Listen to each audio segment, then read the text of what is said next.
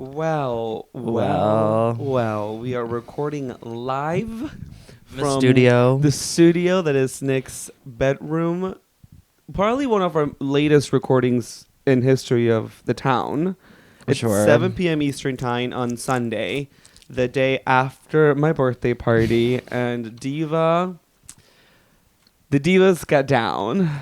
We got down. There were words that were thrown. There There were because I wanted to, that's what I was gonna say before we started recording. We're like, oh, let's just record so we can talk about it. Peru. Sorry, I'm gonna finish my gummy really Oh, quick. finish your gummy, and while he finishes his gummy, I want to give a townsperson Ashley a shout out. Hey Ashley, Shout we got a little out. DM from townsperson Ashley, and since we're gonna get to the drama, we should start with positivity. And I'm living for it. Hi, I just wanted to message you guys and say how much fun I have listening to you and Nick. I'm assuming this is Peru in parentheses. Ha ha ha ha ha. It was. I'm a Christian and absolutely love Jesus, but I have no liking towards Donald Trump or the extremists on the conservative side. Work, bitch, work. Jesus absolutely loves everyone and has empathy for people. Anyway, I love listening. It always makes me laugh and think. Also, happy birthday, Peru. I hope it's so special. Listen, if there's anything that I love more than men, well, not actually, no, but There's actually a lot of things that I love more than that. But you know what? This is the kind of Jesus. This is the kind of Jesus I like.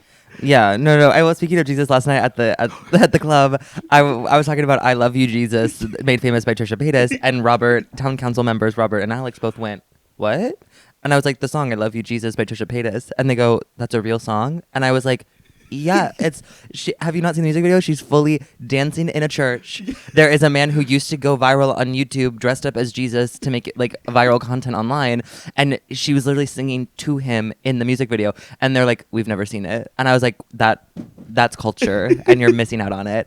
No, but the thing that was, I mean it's safe to say that it's not something that like is in the algorithm of like Robert and Alex. No, but like maybe Alex actually. No, but because Trisha Paytas has kind of sort of had her like renaissance as of recent, huge renaissance. And like say. I would say, like I exposed them. I'm Pioneer Peru. I'm Trailblazer Nick. This is Pioneers and Trailblazers. I exposed them also to her lore regarding the gay boyfriend that she had in like 2016 2017, who she like made the crying on the kitchen floor videos about, in which she like fully had a spiral breakdown, and she was like, I feel like a chicken nugget. Like that was all, again, so formative for me personally when I was a teenager. And so I was like explaining, I was like, well, you guys never seen, and I was like, the gay boyfriend, you guys didn't know the gay boyfriend, right? And they were like, no. How to find a picture of him? And they're they looked and they're like, oh yeah, that's a gay guy. And I was like, see, everyone knew, but she was in deep denial. Or she was just doing it for No, she was like deep. She like, girl, we've all been there. We've loved a gay guy who didn't love us back. We've all been there, but he played in our face. We've all been there. But anyways, I had to teach the children. It was an educational moment. But what I was gonna say is, last night, my sister doesn't remember saying this to me, but I left. I stayed out. We'll go back to the beginning, but I'm really intrigued. Yeah. Well, so I was leaving, and like I was like getting ready to like grab my stuff and whatever, and all of a sudden Peru pulls me aside and like looks like is yelling in my face. And it's like, you're the only real bitch here.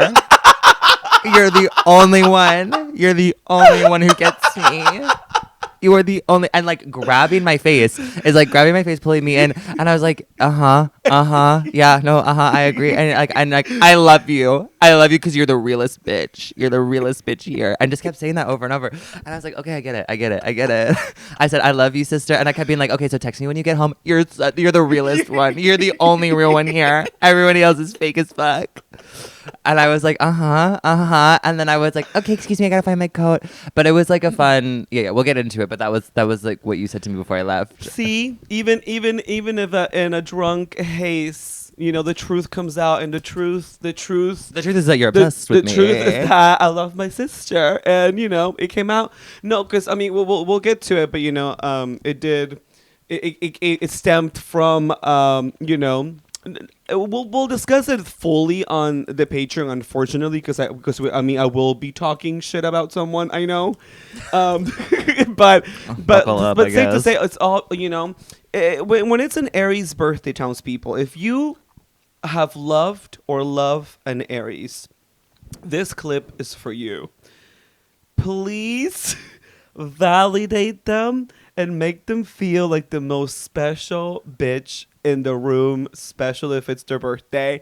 Because and sometimes that means in the entire week of their birthday. But the with this context, the context is you need to allow your Aries loved one to live in that fantasy that everything is as if it were a birthday party for a 9-year-old girl and the theme is princess. That is the energy that you're walking into when you love an Aries and you want to celebrate him. Because then if at any point in the evening you do something or say something that gets me out of that princess space, I will lose it. Oh, and we saw that. And I was a witness to that. And then I had people come up to me going, is he okay? And I was okay, like... now it's multiple people. One person noticed that I was... Right, one person came up to me and was like, is he okay? And I was like, yeah, no, he's fine. He's I need to talk him off the ledge. And then I was told that I was a saint for doing that. And I was like, listen, if the Catholic Church wants to canonize me, girl, you got my number.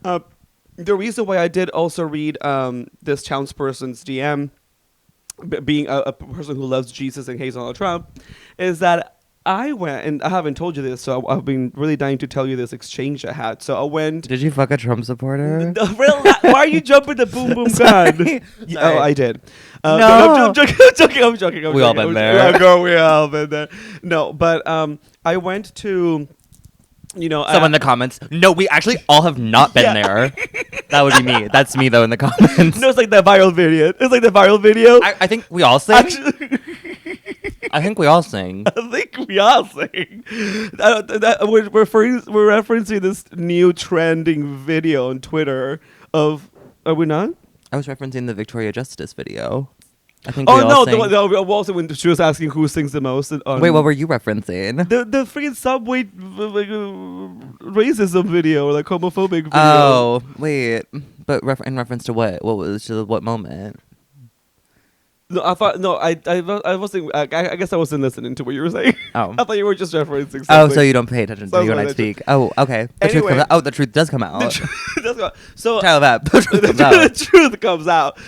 So it's my birthday week, and I had a really nice moment. I went to have dinner on Tuesday with town council members Alex, John, and Robert. Went to Budokan. It was really fun. We had like a little Sex and the City moment.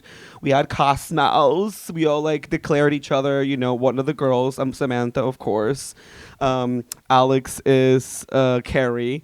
John is a little sluttier Charlotte. And then Robert is, of course, Miranda. And nothing really has ever been clearer with the Sex and the City gals. Because with us, too, it's not Sex and the City gals. It's much more like Bob, Monet, Ilana, Abby kind of vibes. Yeah, and then I was told when I went to meet up after my work shift to get drinks at Art Bar, I was told that I was a Miranda. You are a Miranda, but with like inner desires to be Samantha, because I feel like I think you are like a big slut. and I mean, like, trying to be in a great way, non-derogatory. No, positivity. Big slut parentheses non-derogatory title of it. We love sluts. But I feel like what it comes out naturally, even though maybe like at your heart of hearts you just want to be like a cum guzzling slut, is that you just always resort to like neurosis and safety. Sure, I thought I was a Charlotte, but I was told no, that's not the truth.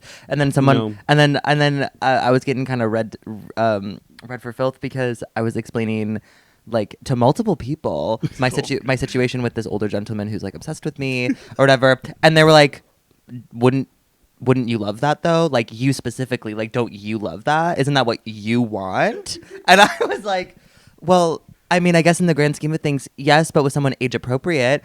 And then they were like, well, girl, beggars can't be choosers. And I'm like, wow. You can't have it all. And that's so true. They really say, and I get it now. The girlies who want to have a career and a family, you really can't have it all. You cannot. You're going to have to choose one. or like, you know, not prioritize one of them at some point. But I'm not gonna prioritize my kids. Oh, I've said this joke openly. Not even joke, just reality of what I want my life to be like. I am not gonna have a kid poor. I'm gonna be rich when I have kids, and then that kid is gonna be raised by a nanny and a nurse up until the ages of 5, when they can fully communicate themselves and clean themselves. Because I do not want to be a part of like the whole like, my baby's 8 months old. Like, oh, I'm gonna be living that fantasy down. Oh, with the blanket and like the circle, you know. I'll be posting a photo every fucking month of that baby on my Instagram story. Trust, blurring out the face though. Oh, of course, no. Because obviously, when I'm at that level, you know, when I can have children, I will be uber famous and rich and like wealthy, and of course, we'll be in the era of eat the rich, and you know, civil war will break out, and so they're gonna be really trying to, you know, to come for us. And I don't want them to come for my kids. No, my baby's face is gonna be full-fledged, open, and ready for bookings. You know, for a Gerber campaign. If my when that predator shows up to that school to kidnap that child because he knows exactly what he looks like from your Instagram, you'll be seeing a different fucking story on the news. Bring him. Oh, you think my kid's gonna be going to some freaking public ass, or my kid's gonna be taught at home, honey? Oh, not the homeschooling. Oh, it's gonna be like Charlotte Bronte, Jane Eyre. Like, it's gonna have like a governess and a teacher in my mansion. That kid's gonna be taught maths, literature, and art and French. And then it's gonna be some crazy white nationalist who's gonna be like trying to teach that like the earth is flat and like all this shit, and then your baby at 5 years old is gonna be like spewing some like fucking conservative Republican rhetoric to you, and you're gonna be like, girl, not my problem. Well, speaking back to conservative rhetoric and whatever, so that was Tuesday. Thanks for coming out to Art Bar. And coming up next. Also, the fight that I had yesterday, my birthday party. Not even a fight. I'm just delusional and crazy. Anyway, but then I went to go see my friend Heidi at this restaurant in Hudson Yards. And if you follow me on Instagram, you saw a photo of it. I sat at the bar because she's behind the bar. Obviously, you know, one of the best perks that you can have is if you have a friend who's a bartender, you go sit at the bar and they hook you up. And it was my birthday, and she was making me drinks and giving me wine and just like really completely spoiling me because she's also a fellow Aries sister. And then it's at that point in the restaurant, you know, when like there was already a wait for bar seats, and my friend Savannah, who was working the door, was able to like hook me up with Savannah, hold on. What? Have you heard that viral TikTok sound? No. Savannah, hold on. Okay. Is it new? No, it's like I think it's from like the Today Show or something. And it's wait, is it Hoda telling Savannah? No, and it's like Savannah. It's like they ask like a question, and it's just like when someone. It's basically like when you say something, and then someone tries to like question you, and then it's like, no, Savannah, hold on.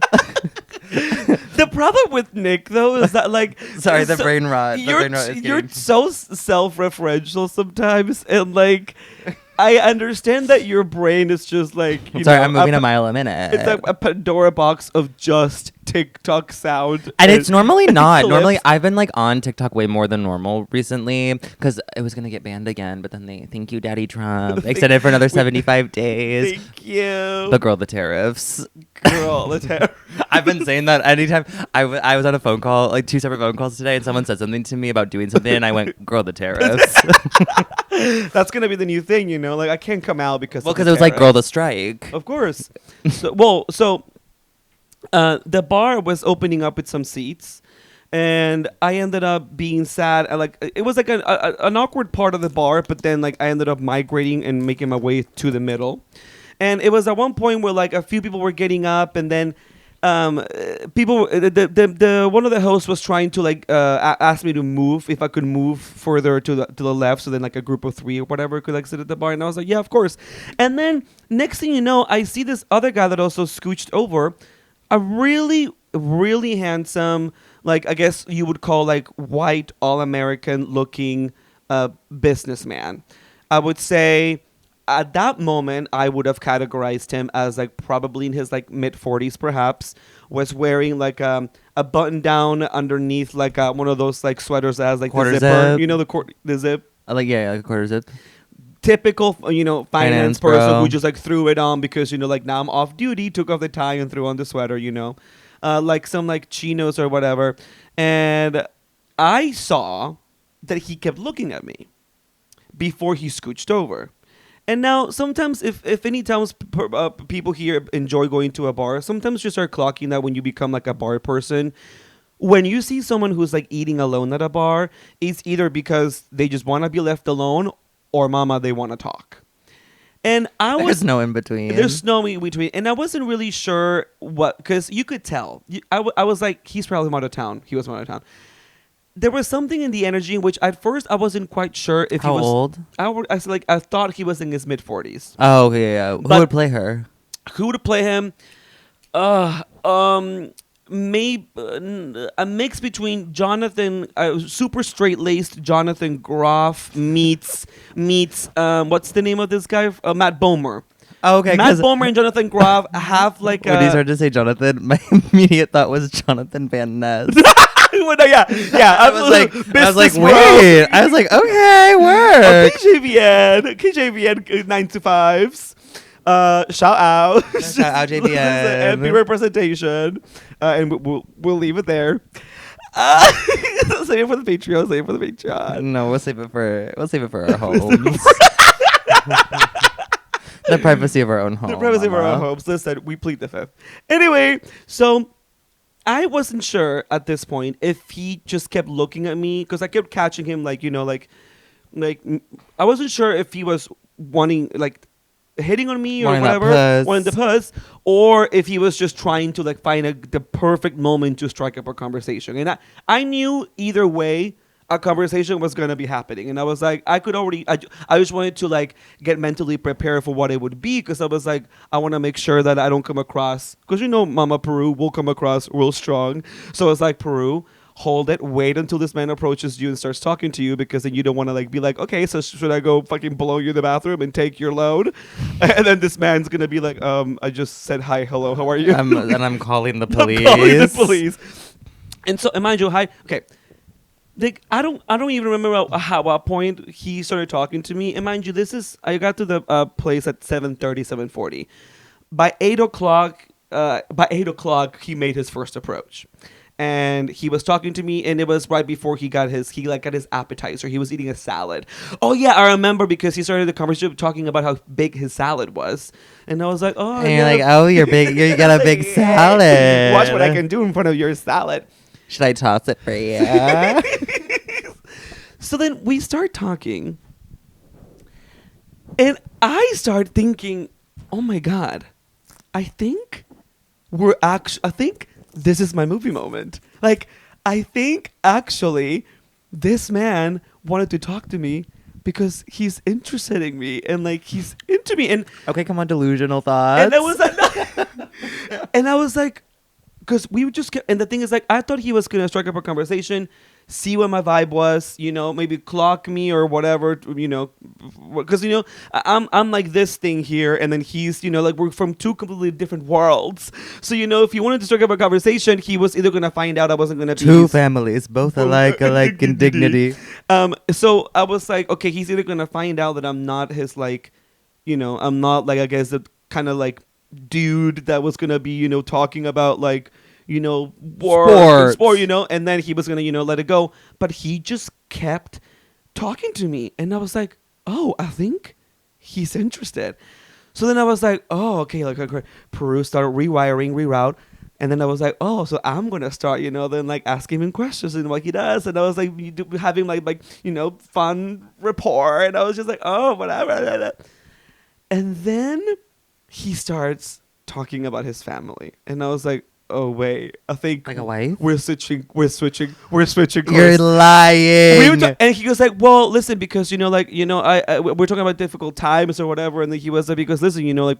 Or the tariffs. But the tariffs, and he was like, well, like because when my wife got diagnosed with cancer, and I was like. In my head, it was like record scratch, because in my head I was like, oh, like we're about to talk about like fun things to do in the city, like you were top you bottom. And next thing you know, he tells me, he's like, and I was like, literally, like I think I dropped my fork. I was like, wait, hold on 1 second. Even Heidi, I think, was making a drink, and then she like looked at me, and I was like, hold on, your wife? And then at that moment, I hadn't even realized that I had not looked at his fucking, because I always look at the fucking hand. And with married guys, girl. Married guys. tells me his wife almost died from like she was given 3 months to live, and now she overcame it and she's great. And then he's like, so then like we have a kid, and then when you become a parent, like things change. And I was like, okay, like, well, now you've entered. He has entered his portion in the evening, and he's just like spilling his guts out at the bar. Right. And I'm like, oh, I just wanted you to spill your load on me. I didn't want to hear anything about your family. And then he goes into like, well, now we have to like, we need to like go through surrogacy. Where is he from? And then he goes, he's from one of the I states, Iowa or Illinois. No, Iowa. But I used to live in Iowa. You really? For like a year, I think. Oh, you never told me that. I was a child. Oh, really? I was like 3 and 4. Oh, and that's when the conversation really gets juicy, because then Mama, things took a turn, but not even for the worse, but like just in context. Okay, so listen to this. Oh, we talked about Iowa, and then he was like, because ultimately, like, I'm the CEO of my own thing, and he was like, listen, like, and then he goes, listen. I don't know how we got to this part of the conversation, but he was like, listen, for all things considered, like, I'm turning 40 this year, which I thought he was already, like, in his 40s, but like, he was telling me he was 39, and then he would Well, he could have just been saying that. I guess so. we know a gay guy or two who likes. But then I think he told me he was 39 turning 40, I think 7 times within the next like 2 hours, because he just would not, he needed me to know that he was turning 40. And were you telling him you were 24? I told him, what? Oh, I cut. I'll cut that. Which I might be, which I am, which I did turn. I turned 24. I'll cut it. Actually, you have to cut it because I did turn 24. Thank you for wishing me happy 24th birthday. And he was like, oh my God, wow. He's like, you have no idea. Well, you have no idea what you're about to get into. Of course, because then I was talking about like, then I started, because then I was like, dang, he's laying a dick and telling me like he has to adopt now because like the gene that the wife had. He doesn't have a hot, potent load. So listen, no, the load's potent, but what he was about to tell me was even more potent. So I was like, oh, and he was like, my ultimate dream is, even though like I travel the world for my job, like I'm gonna be in London tomorrow, like I'm Luxembourg, I'm doing this and that, and I barely get to spend time with my family, but I really want to make us enough money. And I was like, well, you seem to be doing well, coming in here, whatever. I was just laying it on thick, making me feel like he was a successful businessman, because he wants to hear that. And then he was like, well, my ultimate dream is just to live in a farm, in a barn. Like I want to buy a big barn and live in a farm. And I was like, honestly, like, as much as that sounds like interesting to me, and then I was like, okay, like he has a wife and kids, whatever. And I was like, but as an artist, and then also like a queer person, and I hadn't discussed my queerness yet. We'll do plays in the barn. That's my first thought. If I'm gonna be forced to live on a farm with a rich man, girl, I'll be doing shows in that barn. Trust. And the ticket prices will be crazy. Yeah, it's gonna be like Judy Garland. What's the name of the Summer Stock. Summer Stock. So it's such a good movie. It's such a good movie. We should have a movie night. And then of course, and he goes like, well, I guess like I didn't want to assume.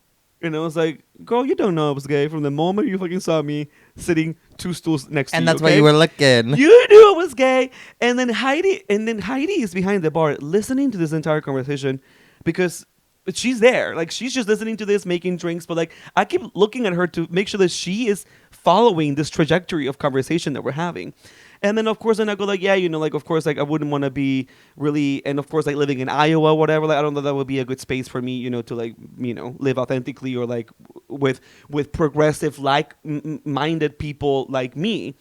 And then he goes, well, like, of course, not getting into politics, but, like, he's like, in all transparency, I am a conservative, but, I am not, and then I was like, wait, are you one of those who's like fiscally conservative but like ethically progressive? He's like, listen, I mean, we don't have to go there, but like, if I'm gonna be honest with you, like, I have never voted for a. He was like, and then he started talking about. He was like, I've never voted until this year, this past election. He had never voted for a president who ended up getting the presidency. And then I was like putting 2 and 2 together, and I was like, wait. And he was like, until this last election. And then I was like, wait, so he didn't vote for Trump the first time then? Because Trump won the first time, too. No, so I guess well, I don't know. The way he phrased it was weird, but then that made me realize that he had voted for Trump. And I was like, and I literally was like, wait. you voted for Trump. And he was like, I did. Tomato. And I was like, I literally was just like, I was actually kind of vibing with just giving him like, complimenting him and like making him feel like a successful businessman. And like, I hope he loses everything with the tariffs. I was like, bitch, fuck you. He's he's in business, and he was trying to explain to me. And earlier in the conversation, I was trying to be like, stupid young artist who like doesn't understand business. At one point, I asked him, I was like, so like, because he was telling me he like, what is business? I literally, Nick, the way I was trying to lay this is early when I thought something was gonna happen. I was like laying it on so thick because I was just like, so like, okay, so you work in investing and financial consulting, and I was like, so how does that work? Like, so how do you make money? No, like, my go-to is always just like, so like, what does that mean exactly? Like for you? Yeah. So it was like, so then like people pay you, and then if you save entail? them money, so like how do you take your cut? Like, how do you know what to charge? And I was like, all I know is like to write shows. And he's like, ugh, sweetie, like, so dumb. And I was like, oh my God, I'm just hoping here to be rich and famous and not have to worry about any of those business transactions. Or just to be a kept woman. Or just be a business transaction. Because I thought at one point too, I was like, well, maybe he's going to, like, offer to buy me, or like buy me dinner, or like take me to his hotel. Once the fucking thing took a right turn on Trump, you know how long we were stuck talking about politics? The day after my birthday, I got stuck at a freaking Hudson Yards restaurant with a Trump voter sitting next to him, watching him eat his steak and tell me that he, has his what's it called? His like trepidations with like whatever the administration, but like, all in all, like it was like this safer choice to do. And I was like, someone get me out of here. But then I was like, you know what? I think we ended up closing down the bar, Nick. I don't know why I stayed in conversation with this man. How drunk did you get? Not even, because Heidi kept pouring me wine, but it was like... Was he drunk? And then he wanted to drink with me so bad. Like, he just kept, and I was like, fuck, like, when is this dude gonna go? Because at one point I wanted to talk to Heidi. Like, I wanted to hang out with Heidi, kiki with her. Yeah. But at this point I was like, okay, well, this dude's bound to go at some point. He just kept ordering drink after drink after drink after drink. Enough drinks that at one point he had to split. He had to start a new tab so he could pay with his personal Amex and not his business Amex. Oh, because he couldn't write those off anymore. Because he couldn't write those off anymore because he just kept wanting to drink with me and then at one point I was like, well, I surely hope he offers to buy my fucking dinner. Didn't even offer. Girl, that's those Trump supporters, girl. They're conservative with their money because they want no one else to have it but them. I guess so. And then the biggest shock is that I was like, listen, is there still a chance that this man has just been I can't believe you still wanted to fuck him after that. But listen, and I kind of want to call Heidi in for this because it was one of those things where like, I was like, I was really hoping that just to feel like a sense of gratification of like being like these fucking conservatives who like are so privileged, it's like fine talking to me at the bar and like wanting to treat me like a real person, but yet you voted for somebody who doesn't see me as a fucking human being. And but you're gladly wanting to have drinks with me, and you gladly want to just talk about my life and my aspirations and my dreams. I was so desperately hoping that at the end of all of his rant, he was gonna be like, "So, like, do you want to go have a drink after this?" Because I wanted to have that pipeline that night of being like, "This Trump voter wanted to fuck my puss," and he did it. And then he like asked me for my number in a weird way at the end of the thing, and I was like, "Sure." What did he say? Like he was like, "Where can I find you?" And I was like, "Well, you should just take my phone number." And then Instagram. And then he was like, "I don't do socials." And then Heidi was like, "Peru." Do you have first and last name? No. Well, give me the phone number. We'll look him up. Well, I gave him. He never texted me. Oh, I thought you got his number. So, all in all, I was like, Heidi, I went to the bathroom and she called me. I was like, "Is this guy?" And she was like, "I was waiting for him to take you home." He was like, I was waiting for him to like just be like, "Dude, like I'm a Trump voter who likes to fuck Latino twinks on the side," and it never occurred. And I don't even know why that really tickled me so much, this encounter I had, and I really wanted to tell you because I don't know what you would have done at that turning point in the conversation that the reveal was this man voted for Trump. I would have just been like, Because then how do you get out? My only out would have been like, okay, well, I need to leave now, but I don't want to leave because I want to be here with my friend. Yeah, I would unfortunately probably would have stuck with the conversation until he, or like hoped that he would leave. Yes, too. and the next thing you know, you're stuck talking with a Trump voter for 3 hours. Well, so that was that. Sometimes, the Lord gives us a cross to bear, and that was yours for the evening. That was mine. But, I mean, had you not told me, I would have fucked. Girl, that's why I'm like, that's why I need to know that shit. That's why I'm like, honestly, I don't know. I still would have fucked him. I don't know. I'm being real with the town. I'm being real. Honestly, like the way that he was talking to me, I was like, you want it. You could just come. Listen. Your wife survived cancer. She's good. She's good. She and that kid in Iowa. You don't think she's fucking on the farm in Iowa while you're out here in New York, girl? Yeah, girl. You don't think she's fucking some fucking Yeah. Are you seeing the Michelle Williams' new Hulu FX show, the freaking Dying for Sex? Wait, I'm gonna watch it. You don't think that fucking? You don't think your cancer survivor wife is in her fucking farm in Iowa diddling herself with the pillow and making herself come? Because I sure as hell know that you ain't making her come. And well, you don't know that. Well, he just kept repeting how like life after kids changes, like, and I was like, okay, you're just basically giving me like I don't fuck my wife, I have to travel. A lot of that just feels like like from my experience, specifically like straight men, like after their wives have like children, they sort of like a lot of them view them differently after that. Like yes. it's like a whole thing where it's like, oh, now like this person is fully like a part of my life, is sort of like it's kind of like essentially a burden, and it's like, and the way that they view them as like this like sexy little thing is no longer.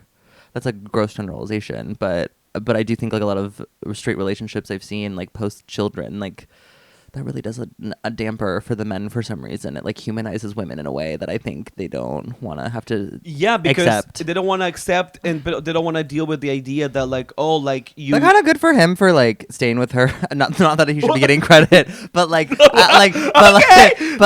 for his support. Matt, his name was Matt, I believe. Okay, well, shout out to Matt. Shout out to Matt, he's listening. No, but like, I just imagine like he left her when she got cancer. Like that is something that like I could totally see. Because like you hear so many horror stories of like men who like leave their wives when they go through like medical shit because they can't handle it. But let me tell you one thing too, Nick.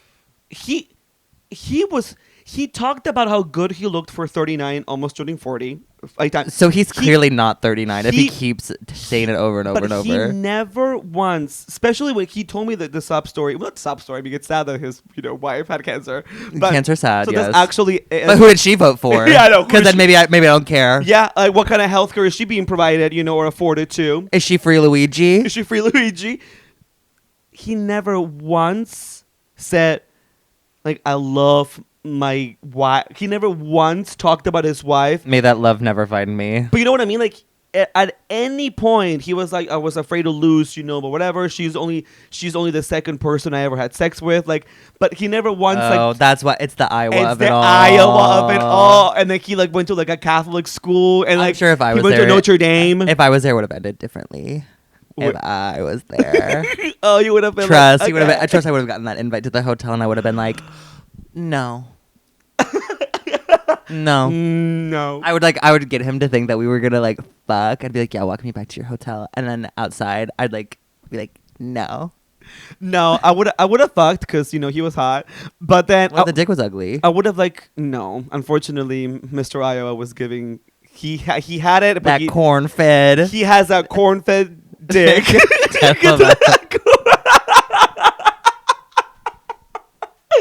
Corn-fed dick that unfortunately he wants to do some like he wants to pound it out and he can't pound out his cancer survivor wife the way he wants to. So he was he's looking elsewhere and unfortunately that wasn't you he was looking for. Well he sought me out. That's all I have to say. He was probably like, this is the best that I got for tonight. and then like, and then probably he was like drunk enough and he was like, you know what, I'll just go to bed.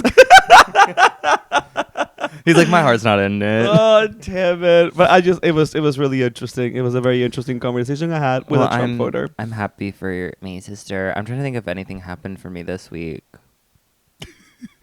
Oh, I saw a movie at IFC. This is what I was going to tell you. I was going to save it for this. On Friday, I went and saw Vietnam. Have you heard of this? The place or no. It's a movie. It's a movie called Vietnam. Okay. Like Vietnam, but I got it. Oh, I got it. And it's a gay love story. And it was at Cannes, same year as Anora, 2024. Oh, I guess, damn, but Anora beat them. Yeah, I mean, the reviews, listen, so I went to IFC, it's only playing at IFC, and because Friday we were going to record, and then Peru was like, actually, can we wait to do it till Sunday? And I was like, yeah, that's fine. But I had nothing planned. So I was like, well, I want to do something with my day. And my roommate's mom came on Friday to like visit for the weekend. She left this morning. And so I was like, well, I want to give them the place to sort of, like hang out and like I'll go do something. And so I was like, let me go see a movie. And so all of the movie options were not cute except for this one. And I was like, oh, let me see. And I like went to Letterboxd and read the description. I was like, okay, that sounds kind of fun. I went to the movie, popped an edible. The movie starts at 6:30. This gets into the conversation that we had a couple of weeks ago about assigned seating in theaters. IFC does not have assigned seating. It's a free-for-all general admission. Love that. And I have been to IFC twice. In the 8 years that I've lived in New York, I've only gone twice. Because like typically like it's an old theater. I like it. I like the bigger theater. I thought we were gonna be in one of the bigger theaters, but we were in one of the tiniest ones. I get there 15 minutes early, and my dumbass was like, "Oh my god, like I'm gonna be there so early. It's gonna be like so empty." But like whatever. I was like, I'll just like leave early. I get there. Oh my god, the theater was like practically full. I was like, Jesus, it wasn't very big to begin with, but I was like, who the. First of all, who's going to see this? Who's going to see? You're going to see this movie? I was like, I didn't even know about it until today. I was like, damn. Why are you here? And so there was a seat on the end. You stopped being the cool one, Nick. You stopped being the cool one. But literally the audience was all gay men. It was all gay men of a certain age. Like in their like. Oh, your dream. My dream. And so I sat down next to this group. So there was one seat open and then there was another seat that had like a coat on it that this guy was saving for like one of their friends that was coming late. And then it was like just like a long line of just like gay men in their like 50s, like late 50s, early 60s. And I was there, of course, I'm like giving MB down with my like little bandana bangs out. Like on my walk to the train, some kid walked by me and went, "You gay or something?" And so like Nick, that. The amount of times that happens to you, and I mean, we don't have to like, no more sub stories for today, please. but people be calling you out a lot, and like, I don't know. I find it hilarious because you find it funny. Yeah, I find it funny. But I don't know if at any point, like, your retellings of people clocking you in the streets are actual just verbal harassment. No. I've only been verbally harassed like once, and that was like over the summer. And that one I was like, oh, that was kind of scary. But like this was just like some kid like in my neighborhood, like just trying to be funny, and he was like trying to like he was with all of his like friends. He's like, "You gay or something?" And like all of his friends were like, "Ugh." And I was just kind of like, it's a subway fight again. Yeah, I am a faggot. Well, the thing was like, I am a faggot. I was like, girl, obviously, like, look, I'm like my nails painted, have my rings on, got a bit. Like, I wasn't even a bandana; it was a fucking silk scarf on my head. Like I'm giving a lesbian art teacher. Like, yeah. Cut to you being the finance man at the bar. You're like, yeah, I know my wife. I love my wife with cancer. And so then I get there, and so like I'm sitting next to these gay guys or whatever, and so like the one guy that like no one in the group knew about the movie. One of them goes, "So where did you hear about this movie?" And this is all before it starts. And they're all like in their 50s. And the one they're like on their 50s, and the one goes, "So someone in my gay book club recommended it." And then they're like, "Oh, okay." And so then more and more people start showing up because they all have the same idea that I did. I was like, "Oh, you're show up right on time," because like nobody. Everyone's surprised that it was so busy. People walked in and they were like, "Oh," like groups of people, like people who like came together, like could not sit with each other because of like how it was like set up, and it was so kind of crazy. So the movie happens. It's a 2.5 hour long movie. And it's just like it's slow. Is it a Vietnamese film? A Vietnamese film, and I really enjoyed it. But I really like Eastern like cinema that's like really slow. Like there's a lot of I'm trying to think of like other there's like a film called Tropical Malady that reminded me a lot of it. I can't remember. I know like the name of the director, but I don't want to butcher it. But that's like one of those movies that is like very slow. Yeah, and like you got read both of us for War Kong Kai. Oh, War One Kai, yeah. Yeah, somebody else on our comments were just like, the way neither of you two have the name right. Work. Whatever. Listen, we're trying here. We're okay? trying. We're uplifting. We're uplifting What diverse was it voices. about? It was about. So it's set like in this like late 70s, like Vietnam, like post. It's like post Vietnam War. You're really selling it. No, You're it's really like no, because selling it's like it's kind of like the whole thing is supposed to be sort of like dreamy. You're not supposed to like understand like that. My interpretation was that you weren't supposed to understand maybe some of it, or a lot of it was like cultural that I maybe doesn't necessarily understand, but I could see the through line eventually. But it's about these like two coal miners, two gay guys who like are in love, and they like meet on the job, and like they live, both of them are, well, one of the main character is very poor, and his father was sent off to fight in a war or whatever, and then went missing, and has been missing for like 26 years since he was born. And so then like his mom is like trying to psychically find this dad while he's like having this like romantic relationship secretly with this like other coal miner.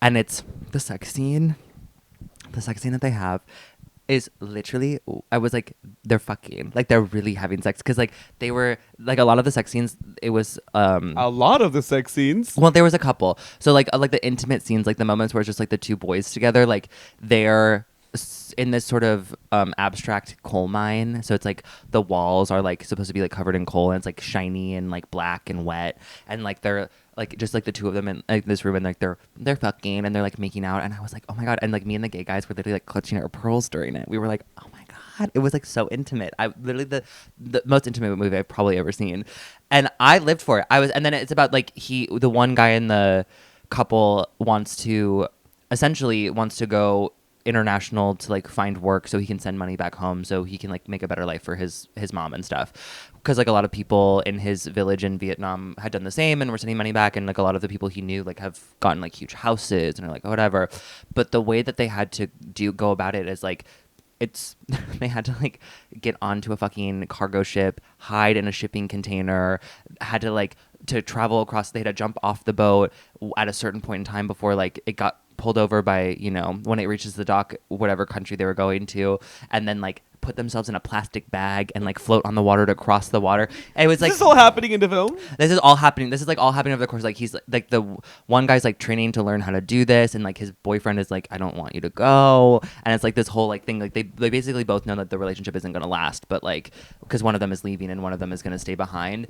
And then the ending is so sad. But basically the crazy thing that happened was in this movie. So it's a 2.5 hour long movie. Besides that sub story, it's like yeah, I was in the mood for something sad. I was like, I needed that, and so then. It's a 2.5 hour long movie. We are reaching the point where I'm like, okay, this movie's about to be done. Like we're about to like see the final moments, and we're getting to the scene. All of a sudden, the screen cuts to black. Just like all of a sudden, just cuts to black, and we all are sitting in this theater in silence. All of a sudden, it's silent. There's no music playing. There's no credits that are rolling. We just sit there for like a minute, and someone was like, "Is it done?" And someone was like, maybe, and then the one of the gay guys next to me just starts clapping. He goes, well, that was a waste of 2.5 hours. Oh my god. and then he was like, he gets up and he's like, yep, movie's over, everybody. And someone was like, well, no, it's actually the movie done. And so then one of the guys who was like, my gay friend from my book club recommended this. Yeah. He got up and like ran out into the hall to see what was going on. And so then, these gay guys like are grabbing their stuff. And they're like they were like grabbing their stuff. And they were like, they were like, a waste of 2.5 hours. One of the workers from IFC comes in and is like, oh my God, there was a power surge in the whole building. Every single screen stopped. They were like, we're going to try to get the power back up and running. It'll be like a couple of minutes or whatever. And then they're like, we apologize. Like, here's like a free movie pass, like to come back or whatever. And everyone was like, well, how long is it going to take? And like, we can't say. We're hoping like 5-10 minutes at the very most. And so then these gay guys were like, we're leaving. They were like, we don't need to see the ending of this nothing story. Like, how are you going to wrap that up? And I was sitting here being like, wait, this was such a tender and beautiful film. You're like wiping away your tears. I'm literally like trying to, I'm like, well, they better not look at me, because I'm like literally like, oh my God. And especially at the very end, like the ending scene broke me. But then they like got up and leave, and they were like so sorry to whoever their friend was when he came back. They're like, this is the last time we're letting you pick a movie. And I was like, damn. Not the 50-year-old catty gay. Oh, it was so funny because then catty horse. Because also so the seat that was sitting next to me before the movie started that was empty. They were like waiting for their friend. He like shows up right as the movie was like about to start. Like they were just playing the trailers, and he's like an Asian man, and he like comes in, and someone in the group was like, "Oh, have you heard of this movie before?" And he goes, "I know it looks like I should, but I don't." And I thought that was so funny. I was like, damn. I was like, you know what, gay people, y'all are funny. But then when they were shitting on the movie afterwards, I was like, oh, absolutely the hell not. I thought it was very beautiful. I really enjoyed it. Vietnam playing at IFC Center, not sponsored.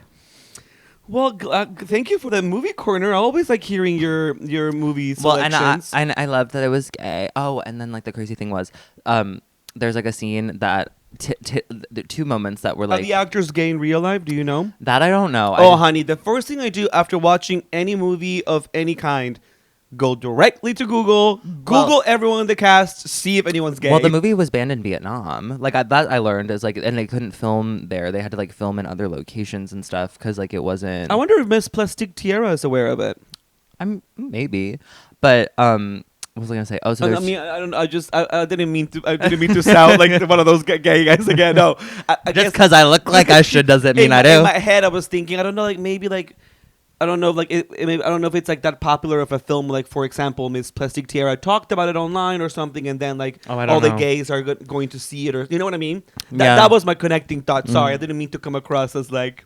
You know, generalization. She's Vietnamese. Got recently engaged. Congratulations, Miss Plastic Tiara. Shout out, girl. Shout out. But there were two moments. The first one that got people a little bit riled up in the audience was there's a moment after they have sex, after the really intense sex scene. They're like cleaning up afterwards, and the one is like, "Oh, sorry." He's like, "You're bleeding a little bit. Like, sorry, I went a little too hard on you." And then they're having like rough sex. You make it sound like a dreamy, hazy film, and then someone's getting pounded out. Well, we don't see the pounding out, but like it's very passionate. We don't see like the fucking. We see like from the waist up, like them like going at each other, like it's like they're eating each other. But like that's how like intense it was, but also so beautiful. I know I was hungry, girl. Girl, tells me. Wait, but you put out gummies. You said you want some candy. I had one. Wait, I thought you had more. I thought you had more. I'm sorry. No, but the funny thing is, like, at what point did you eat all of the candy? The very beginning of recording this. Jesus. You did not see. I was like picky. I did not see. Well, you were telling your story when I was doing it. Wow. I was still listening. I pay attention to what my sister says. Unlike other sisters. I'm gonna quiz you. Okay. So then what? No, I'm listening. Oh, so then the one is like, oh, I'm sorry that you're bleeding a little bit. So then the guy who was at the bottom like puts his hand again, like full frontal nudity. You see dick and everything. Really? Yes. Puts his hand to his butt and then like wipes the blood off like on his body. And it's like you see it, and then the one eats it off of him. And then another moment is they're in this like salon looking to get a haircut, and while they're waiting for the hairdresser or whatever, they like one of them knows the hairdresser. And must be like family or like really close connection. And so then they like sit in one of the chairs, and he's like, "Oh, here, I'll clean your ears out for you while we wait." So he gets like a long pick and is like getting earwax out. And it's like, again, very erotic. And he's like, whatever. And it's, and the imagery that's used too, it's, you kind of have to see it to understand. But then he pulls out a big glob of earwax, and he was like, "Oh, that's a big one." And then the guy whose earwax it was looks at it, and he goes to like grab it because he's like, "Ew, gross." And then the one who picked it out takes it and eats it. Okay, now I hate this movie. No, but like there was something about it where it's like, I get it. Although in filmmaking and storytelling like that, let me tell you, when someone does something as specific as that in a movie, whoever wrote the movie had some sort of personal experience like that. Girl, it's hard to imagine that, you know. Girl, like, I want to be loved like that. That's a lived experience of like wiping the blood off your ass and then putting eating it on somebody and eating it. Damn. To be loved like that. To be loved. To be loved. What's a To be loved and loved. Yeah, Adele only sang that once live, and then she's never sung it live again. Well, I mean, I have not had any blood in my hole this week. I have a fissure. Well, you did say that because I got from the old, who turns out 67. Did I tell you that? I told you that. You told me that. Because town council member Robert and I was telling him were about Googling, it. right? And he was like, well, what's his name? And I was like, well, I only have first name. And he goes, okay, great. He looks up his first name, occupation, New York. Of course, Wikipedia page pops up. We click it and he goes, oh my God. And then I see the year that he was born and I go, oh.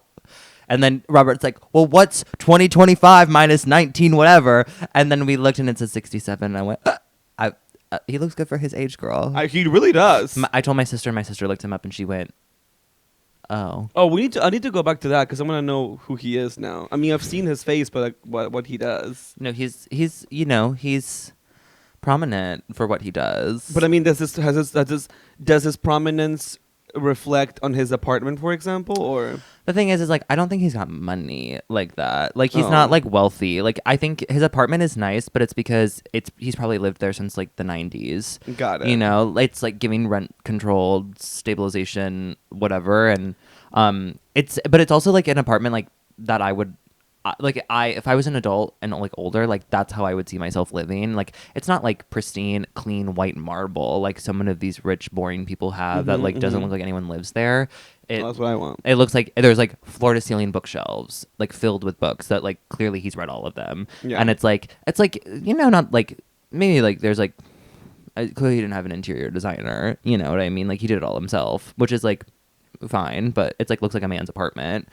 But I prefer that it looks like somebody lives there or like feels more homey to me than I would say a lot of the apartments that I've been in with a lot of these wealthy men. But it doesn't give has lots of money. Also because, again, when he invited me to Fire Island, he got a room in a share, like a house that has like 5 bedrooms. You told me that too. I'm like, okay, I don't know. And then, and like, listen, you take what you get, but also you thank the Lord. But I think like the rich dude thing is like, I had a friend, town council member Ryan, shout out, had a phone call lovely with him today. Ryan, and he is was telling me that this like older gentleman, because he lives in LA, he's from LA and he moved back there like a couple, maybe like almost a year ago now, like maybe like 8-9 months ago, but this like older gentleman came up to him at a West Hollywood bar and like was like really trying to flirt with him, and he's like wealthy and like in his 50s or like whatever, and then asked him out for drinks, and they got drinks, and he basically was like alluding to be like, well, I've never fucked a guy before, but like, and then he's like, oh, I'm not interested in him like that. And I'm like, well, girl, like, he's wealthy, like rich. He lives in Bel Air, like that man, and then invited him back to his house. And he said no, and I was like, diva. Down. And I was like, girl, unfortunately, everything that you're saying about this man, like, I would be going over and sucking that dick down. I would. But he's built different than me, and that's okay. And we shout out for all walks of life, no matter.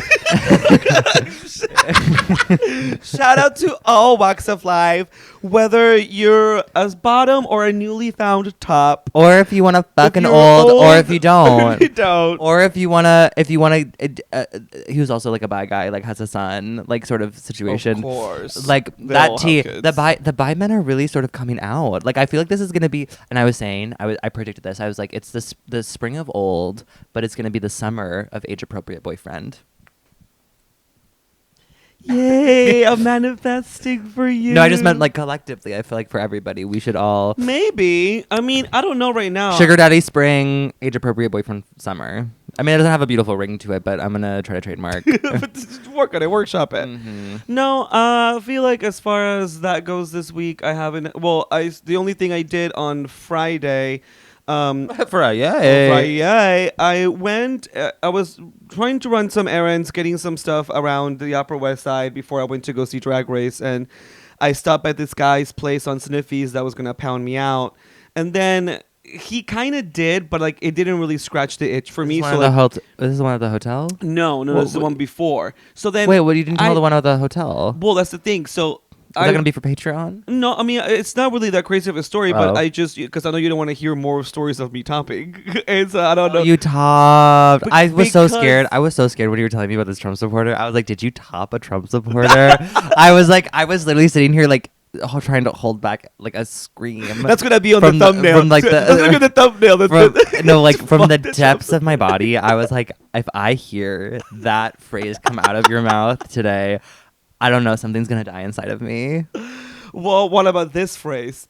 I did not get enough bottoming from this one guy. So then, as in you didn't get enough from bottoming for him, or he didn't bottom enough for you? No, the guy who topped me. Oh, okay. And then I was like, oh, okay, like I don't think I'm gonna come for this one because like he really wasn't, like he really wasn't giving. I'm not gonna come for this one. I'm not gonna come for this one, whatever. It'll be his treat, and I'll be like, okay, have a good day.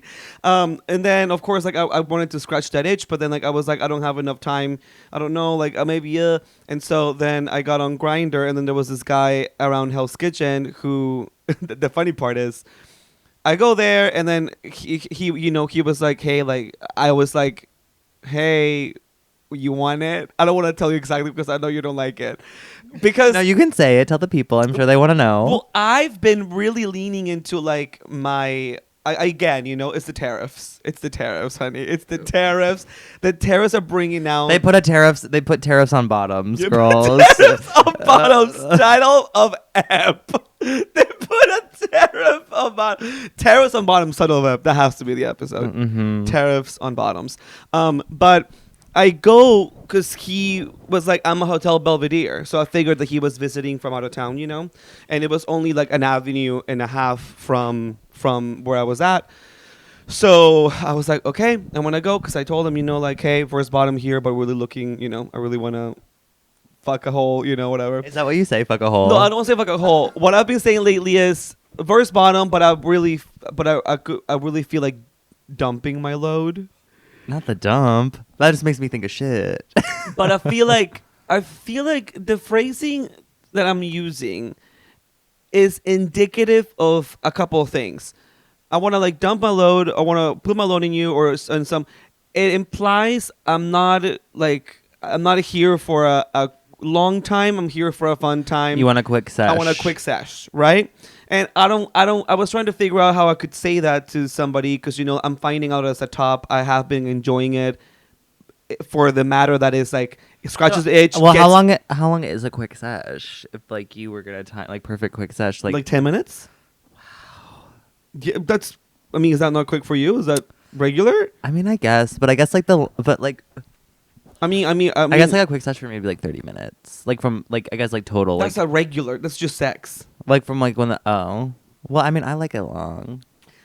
In on average, what I would consider just regular time for sex, I would say anywhere between 15 to 20 minutes. I think it's perfect. Like when they walk in the door. From when they walk in, kissing, undressing, blowing, oral.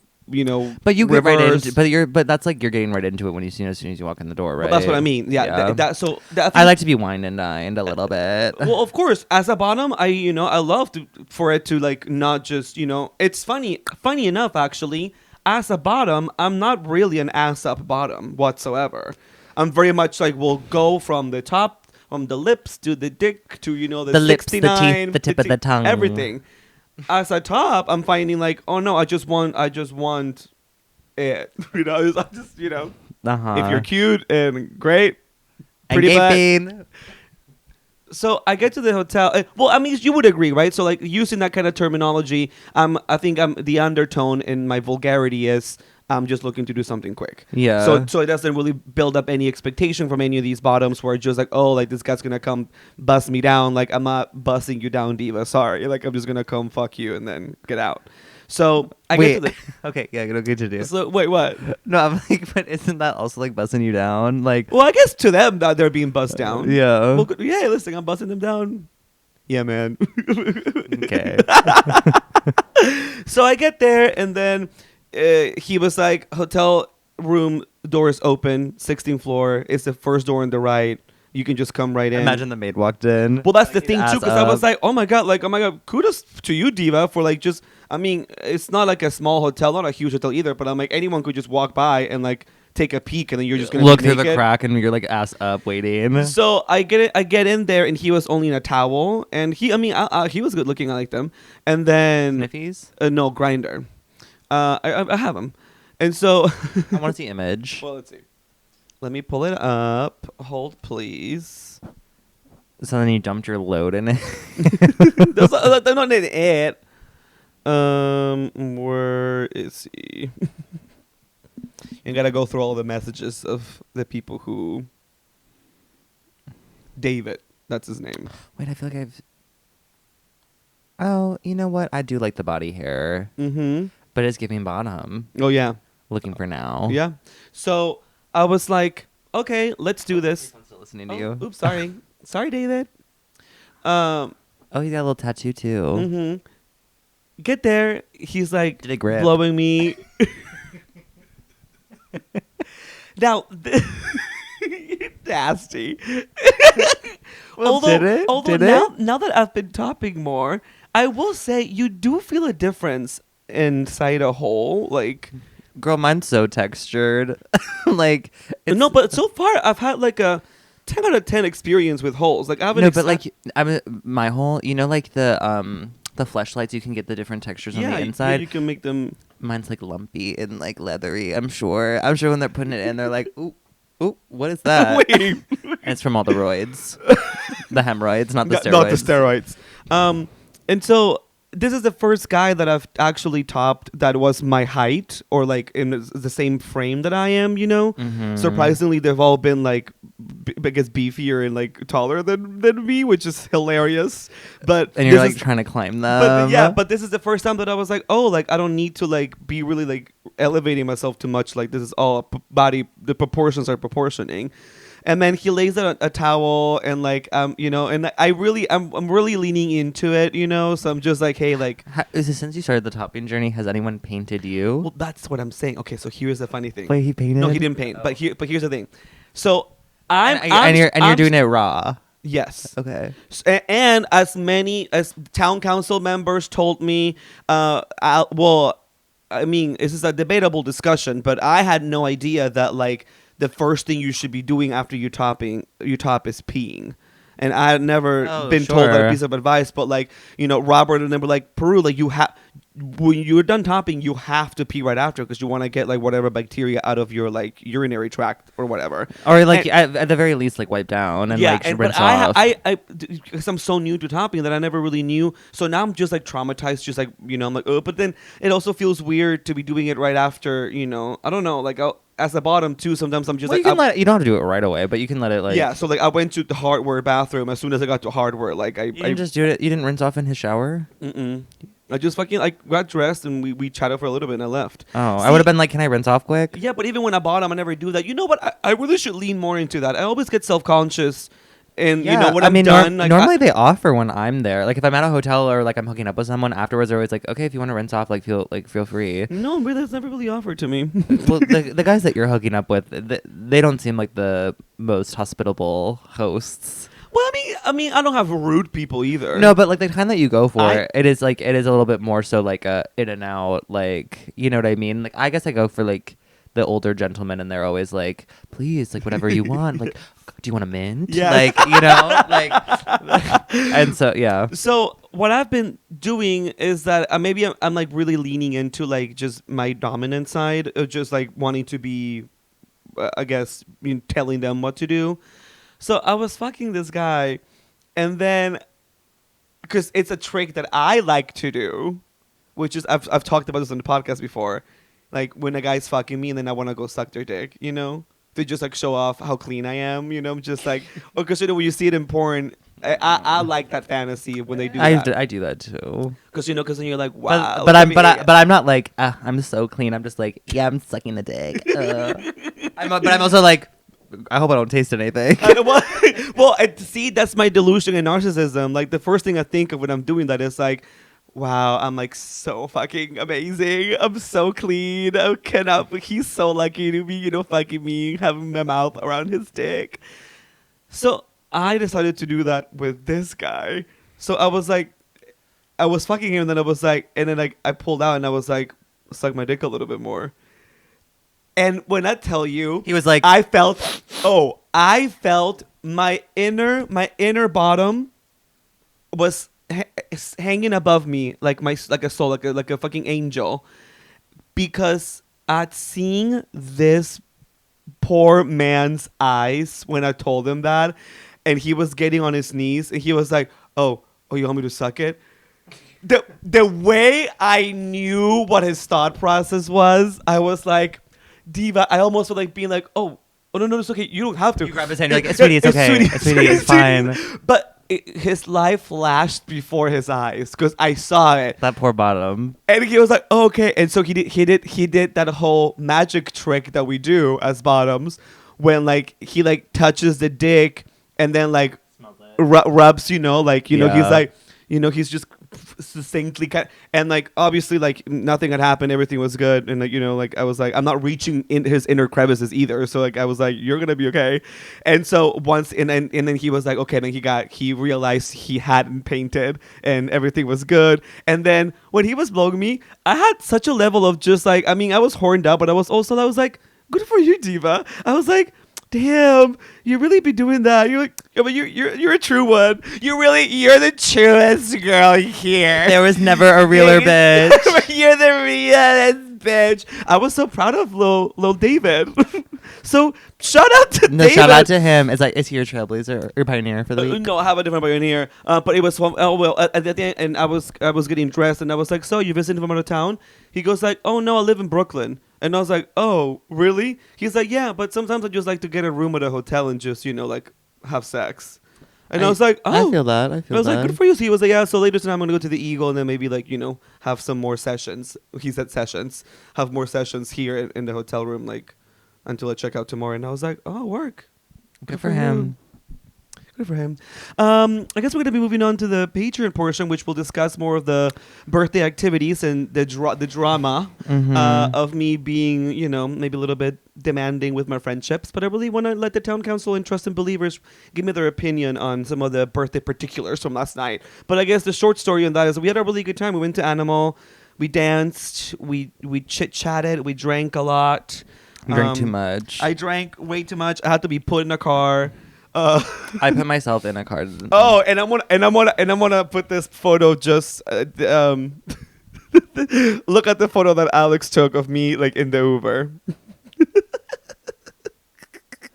I want to put it up for you guys. This is me. Oh my god. I'm sure you're like yelling obscenities. No, he said the way that we put Peru in the car and he rolled down the window and he went, wait. Diva. So anyway, do you have a my Trailblazer is gonna be the film Vietnam. Oh. Shout out to her. I really liked her. Is it wide release or? I think it's only select cities and it's only at IFC right now, playing in New York. So. What's your pioneer? My pioneer is white man, tall white man, giving Robert vibes. And for, I guess, sorry, as a niche reference because I don't know. They're not going to know. In all transparency, can I say this? Our only follows are Grindr, Sniffies, and then our town council founding members who have been supporters of this podcast from day one. Are friends. Sure. And so if any of you have any slight curiosities to see who we're talking about, I mean, the follows are there. Like, you can find them. I'm not telling you that you should go bother them. Well, I think a lot of them are private anyway. But I'm saying, like, they're there. So you would have, like, a frame of reference for, like, who are these people that we talk about. Mm-hmm. So you have a tall white man. Tall white man, Orange Theory. Oh, has he got his number? No. I gave my number to another one who hasn't texted me, but he told me. I gave my number to a wife with cancer. I gave. Yeah. No. Imagine that's the excuse everyone's using these days. I can't have a wife with cancer. That'll be my excuse. No, but he told me that he was dating somebody, so I was like, but I still give him my number because I was like, well, I can't back out now. So well, if you drop his ass. If you drop his ass, but And he's like, she actually. Yeah, imagine. So there's this man who I've seen in plenty of classes now, and he's tall, like 6'2", kind of give that Robert vibe, like kind of looks like a school teacher or whatever. But I was shocked at finding out because in the Orange Theory boards, you can see the name of everyone because you link your heart rate monitor to your name, so everyone can see their heart rates on the screen. Oh, yes. I remember you talking about this last night. Did I tell you about they were like good, like they're like good job, Peru's in the orange zone or something. Yeah. So this man, I found out what his name is. Okay. And it's not his actual name. It's not like Chris or Kevin. Ladies and gentlemen, my pioneer is White Chocolate, which is the name that this tall, wide-ass ginger dude put on his Orange Theory class name. And I have the photo evidence to prove it. White Chocolate. I was trying to figure out who he was, and then I was like, wait a minute, I think he's White Chocolate. So kudos to this white man who has the courage to put White Chocolate. You know, someone said that to him one time, and he has used it for so long. He's got that tattooed, honey, on his back like a fucking tramp stamp. He calls himself White Chocolate publicly. That's crazy, actually. That is insane. Shout out. And then we also had like a couple new submissions on the Google form. While I look up potential topic, can you tell them what they can do to find that form? You can subscribe to our Patreon, link in the description of this video or on this audio if you're on Spotify, Apple Podcasts, wherever you get your podcasts. Don't forget to leave a review, please. Subscribe to our YouTube at Pioneers and Trailblazers. Follow us on Instagram. You can follow Peru at Hate Peru everywhere. You can follow me at Nicholas.Rose on Instagram, Clownface Binge on TikTok, and Clownface Bitch on Twitter.